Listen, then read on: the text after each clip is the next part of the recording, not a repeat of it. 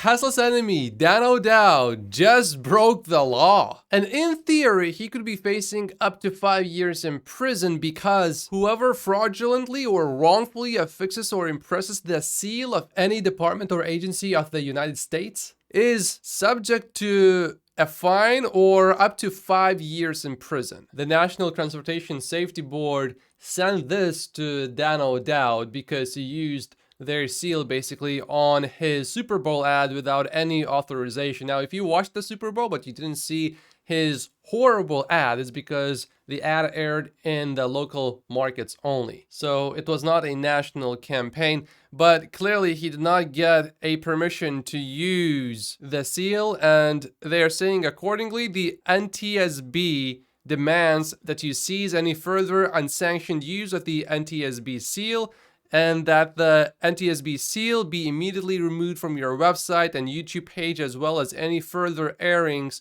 of the offending commercial. We further request that you notify us in writing when all changes have been made. The way this has been written, it does not seem like O Dow is going to face anything serious, but I think if Tesla makes this a big deal, maybe the agency would then take some serious action against him. Elon Musk is aware of the situation, so maybe this disgusting shameless hypocrite O Dow, who attacks Tesla, is going to face some consequences finally. I think the most likely outcome of this is that O Dow is going to face a fine, and that's going to be it. But I hope that he goes to prison, because I believe he did all of this knowingly that he's doing something very wrong. Right before the Super Bowl, Tesla cut the price in the US by $1,000 for the Model Y, but in Germany, just now, Tesla has increased Model Y prices in Germany by up to 2,700 USD. For Tesla, Germany in Europe is a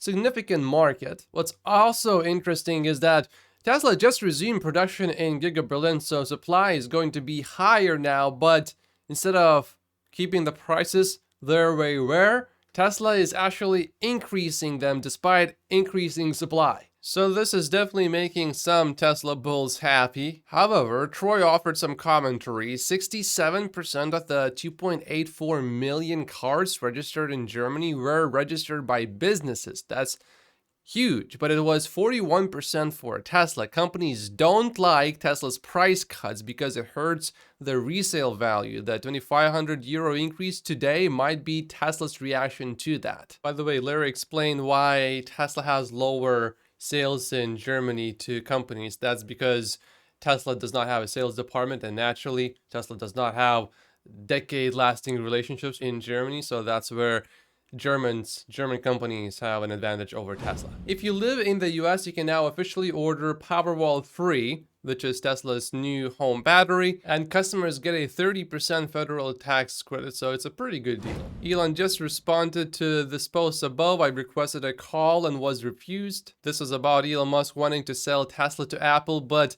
the CEO of Apple supposedly does not recall ever speaking to him. That's because he did not accept Elon's meeting. Not even entertaining the idea of acquiring Tesla, I think, was a huge mistake that Apple made. Apple did okay, but it could have done quite a bit better. Tesla has just filed plans for a massive supercharger with 164 supercharger stalls, which would make it the world's largest supercharger location. This project will be in Kern County, California. Tesla also planned 16 pull-through stalls, and these are very useful if you are pulling a trailer because you do not need to disconnect anything. You just park, charge, and you keep on going. I don't think I agree that this is the biggest risk on the horizon for Tesla, but certainly it is a fairly significant risk. The IRA is a cash printer helping Tesla both on the price and cost side of the equation. If Trump wins and peels these back, it will be felt. It all started with Troy posting this. I'm worried about this because forget about the $7,500 tax credits that were supposed to last until the end of 2032 if the former president is elected. Here's the clip that got Troy worried. Sounding angry while he was refuting a report that said he had a bad memory, he confused Mexico and Egypt and which one shares a border with Gaza. As you know, initially, the president of Mexico, Sisi, did not want to open up the gate to allow humanitarian material to get in. Now, this comes days after he confused former German Chancellor Angela Merkel with Helmut Kohl, Emmanuel Macron from France with Francois Mitterrand. He can't remember names. He can't remember dates. He doesn't know which president or country he's talking to on an issue. I'm not going to get into a political discussion here, but the party could select someone else than the current president, couldn't they? But if these EV credits were removed, I think Tesla would still be okay. The earnings would drop maybe by a little bit temporarily, and EV adoption in the US would slow down a little bit, but all companies would be affected. So it's not like a competitor would just get ahead of Tesla. And whether incentives are present or not, the EV transition is going to happen. It's inevitable. It just makes more sense to own an EV. It's cheaper, better performance. It's a better vehicle overall. The only downside for now is charging. If you need to go on a road trip pretty much every single day, okay, in that case, I would rather own a gas-powered vehicle. That's just my preference. Many would still go with an EV, but if I'm in a rush, if I'm working and I need to arrive a little bit early, okay, yeah, I'm gonna get a gas-powered vehicle for that. If I'm driving for hours and hours and hours every single day. But that is going to change with faster charging speeds. James gives his latest take on Elon. Elon memes making fun of Disney. If you haven't seen it, this is the meme. Also, if you missed it, there was a hidden message in the puppy picture, which is why I laughed yesterday, if you noticed. It's a bit difficult to see when the image is big, but when it's small, you should be able to read the letters. Send nudes. When the image is big, it's a bit hard to see, but if you try to make your eyes out of focus, you can sort of see it, or if you change the angle, like how you look at it, you're gonna have an easier time seeing it if you don't see it. And after this masterpiece, this post was made, and then this. Me personally, I like Elon more after seeing some of these posts, especially the puppy one. But these posts, James thinks, is not the reason why Tesla stock is still down substantially from all-time highs. In his opinion, there are two main reasons. Number one, Tesla's supply and demand situation, and number two, Tesla's medium-term growth prospects and earnings. And James is of the opinion that it is possible that Elon is intentionally sabotaging Tesla's stock until he gets the new compensation package. Now, if that is true, if you are buying Tesla stock like me, then to some degree, this is good because you can buy Tesla stock cheaper. But if you are not buying more, I see why you would be upset if that was true. But is it true? I don't really think it is. Has that made Elon upset? Certainly it has. But did that make Elon on purpose lower Tesla stock price? I don't think so. I certainly don't think it's intentional. But if there was no issue with Elon's compensation package at all, would Elon still have started XAI? I'm not really sure. If that project was under Tesla, I think Tesla would be doing a little bit better. So I personally don't think Elon does anything to intentionally lower the price of Tesla stock, but the way he's incentivized maybe has led him to take certain actions that have not been exactly beneficial to Tesla stock. But I firmly believe that there's going to be a new compensation package that will give Elon more control of Tesla. Otherwise, why would Tesla be moving its corporate headquarters from Delaware to Texas? And after all of that is sorted out, there's going to be a new compensation package, and I think things will return more back to normal, where Elon would be clearly incentivized again to work on Tesla and increase Tesla's long-term valuation, where he wouldn't need to worry about things like, oh, what happens if I create a super AI at Tesla and then lose control at the company? Would I have another open AI situation? I think Elon has a genuine concern about that, and I think it is a valid concern because he actually literally already went through a situation like that. Okay, finally. New Model S and X yokes are being delivered. This one has a center horn, more stitching, so the build quality is going to be a little bit better. There were some issues before with that. The deliveries of these new steering wheels started about 2 weeks ago. Sometimes Tesla makes mistakes, but as we can see, eventually these mistakes do get fixed. I covered a similar story to this one yesterday where the French government cut subsidies, EV subsidies for low-income families. But this one is about cutting EV subsidies for higher income car buyers, specifically the subsidies, will be cut by 20%. That's because too many people are buying EVs. So you could say that's bad news because the incentives are going to be less, but it's also good because so many people are buying EVs.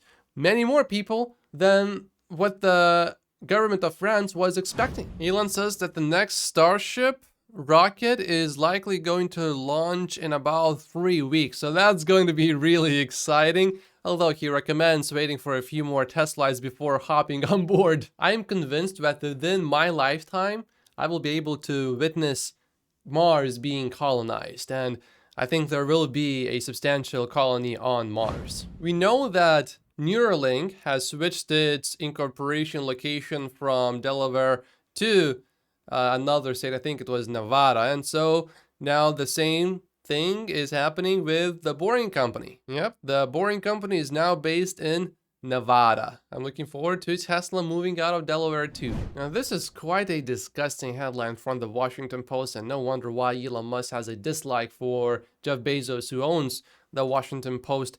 Tesla worker killed in this crash may be the first full self-driving fatality, says the Washington Post.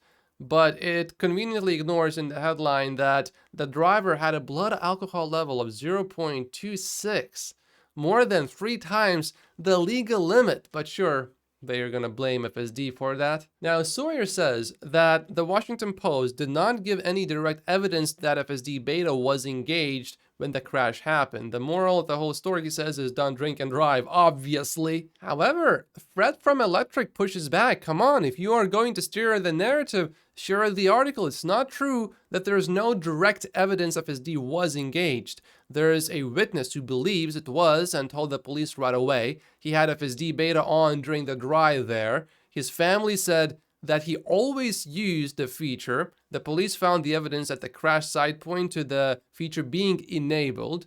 Yes, he was intoxicated. Yes, you should never get behind the wheel when intoxicated, but there's more to the story than nothing to see. He was drinking, and there is no proof of FSD being enabled. The widow, though, wants Tesla to take responsibility for her husband's death, regardless of how drunk he was. Musk has claimed that this car can drive itself and is essentially better than a human. We were sold a false sense of security, but she has not been able to find a lawyer to represent her because her husband was intoxicated. Seems like this happened in Colorado, and there were also no skid marks found. And it was said that given the crash dynamics and how the vehicle drove off the road with no evidence of a sudden maneuver, that fits with the driver assistance feature. That's basically a statement from the police. Now, usually Tesla is able to look at the vehicle, access the logs, and find out exactly what happened. Was the feature enabled or not? But in this case, we don't have access to the logs. The police were not able to recover it after the fire. And Tesla reportedly told the police that it did not receive the logs over the air. Therefore, it couldn't confirm if any driver assist features were activated at the time of the crash. Now, some bears will say, oh, because it was a Tesla employee, this makes the whole situation so much worse for Tesla, because he should have known better that FSD is not that reliable and that you cannot really count on it to drive you from point A to point B without any interventions. But to that I say, how many drunk people have you seen that have good judgment? I have seen none. So that would be the stupidest argument to make. An argument that only a Tesla bear would make. Based on everything I read about the story and knowing that this Tesla employee very often used FSD, and also having a passenger in the vehicle who did survive the crash saying that he was using an auto drive feature on the Tesla at the time of the crash, makes me think that most likely FSD or at least autopilot was indeed enabled, but that passenger was also drunk. So how reliable is that eyewitness testimony? Maybe not very, but certainly it points in the direction that FSD or autopilot was on. Now, while the headline from Electric is much, much better than the headline from the Washington Post, I'm not sure if it's, I don't think it's completely accurate. Tesla worker died in a horrible crash on full self-driving beta, but he was also drunk. So it's stated as a fact pretty much that FSD beta was definitely on. To me, it seems like it was on. Most likely it was on, but we don't know for sure 100% that it was on. Maybe, for example, it was just autopilot that was on and it was not FSD. Anyway, I'm not perfectly happy with this headline from Electric. If he added the word probably or likely or most likely the vehicle was on FSD, I would say okay, but this is a bit too far. By the way, the crash happened 2 years ago, but they waited for the investigation to be over. So that's why we are hearing about it now. I saw a fund manager make one point, and I think it has some merit to it.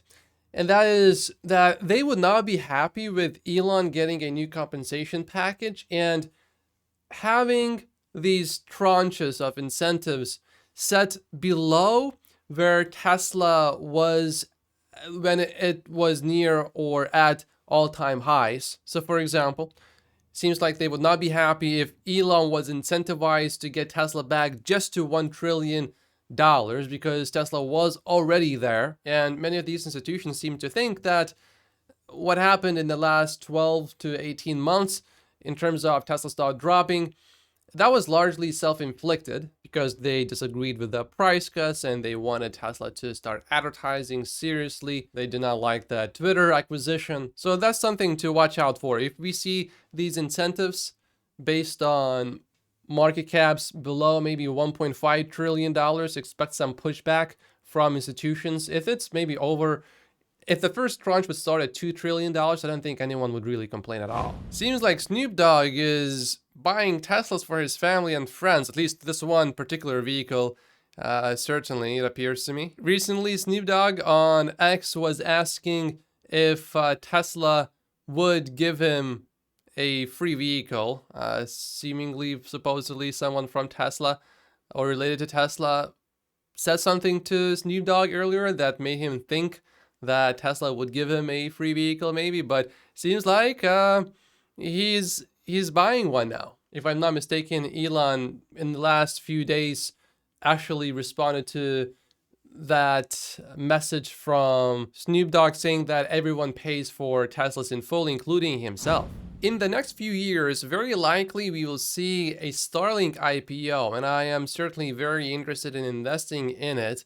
And maybe even before the Starlink IPO, I will buy some SpaceX shares, although it's not exactly super easy to do. And the fees are outrageously high. They take a few percent just for managing your money, basically, and then something like 20% at the upside. Each company is different.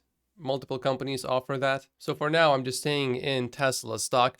But I want to follow SpaceX closely, and there seems to be a bit of an issue. SpaceX will perform controlled descents of approximately 100 additional early version 1 Starlink satellites. These satellites are currently maneuverable and serving users effectively, but the Starlink team identified a common issue in this small population of satellites that could increase the probability of failure in the future. The satellites will follow a safe circular and controlled lowering operation that should take approximately 6 months for most of the vehicles. It doesn't seem like a major problem.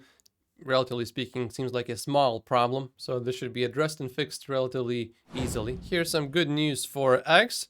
A feature has now been enabled where X advertisers can choose specific creators where we want to advertise. For example, let's say I want to increase my following on X and I want to advertise only in front of Sawyer's posts. I can do that. For now, this seems to be limited just to pre-roll video ads, but that's going to change, and seems like you will be able to put ads on anyone's profiles, basically, specifically. This will certainly bring a few more advertisers on X, making X more profitable, making Elon less worried about X not making any money, which could prevent Elon from selling huge chunks of Tesla stock suddenly. SpaceX says that they currently have the capacity to build up to 55 satellites per week and launch more than 200 satellites per month. So these 100 satellites that will have to be fixed, that's about 2 weeks of production. If the issue is only contained to these 100 satellites, I guess it's not a big deal, but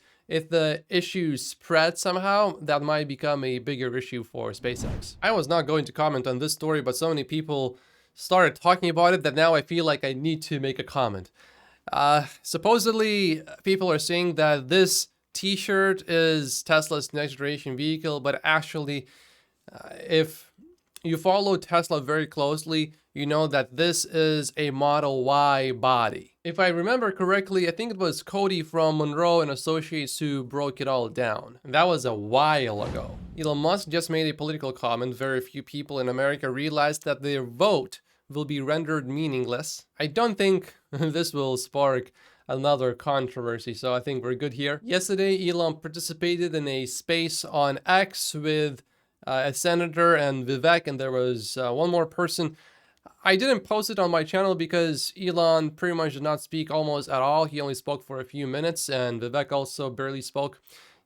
This basically summarizes everything that Elon said. There has been no change in the Russia-Ukraine border for a year, just lots of dead kids. What kind of a psycho wants that to continue? If you are from outside the US, currently the US government is trying to pass a bill that would give Ukraine a lot of money, and Elon is strongly against it, it seems to me. Elon also posted this to his main timeline, saying that the new government bill should be closely scrutinized. I don't think any of these should spark new controversies. I think Elon's position has been well known up until now. Probably tomorrow I will do my first Tesla related live stream. I will basically just go through the biggest stories of the day, so it won't be as produced because obviously it will be a live stream. I know some of you guys just want to get the news as fast as possible, so that will be a quick news update for everyone. If you don't want to miss the live stream,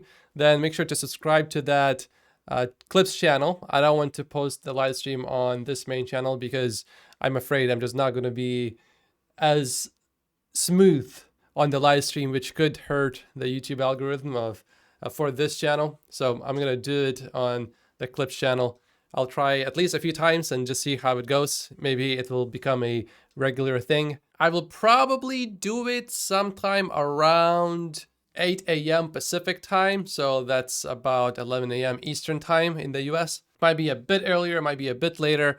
I'll probably post a post on that other channel, and you should get the notification once I go live if you are subscribed to that Clips channel. So if you don't want to miss it, make sure that you subscribe there. And make sure to like this video if you enjoyed it. That really helps with the YouTube algorithm for the YouTube channel. It makes it much easier for the video to reach new people that haven't seen the channel before. So I'd like to really thank everyone who likes every single video. That's actually really important. Thank you so much, and I will see you in tomorrow's episode.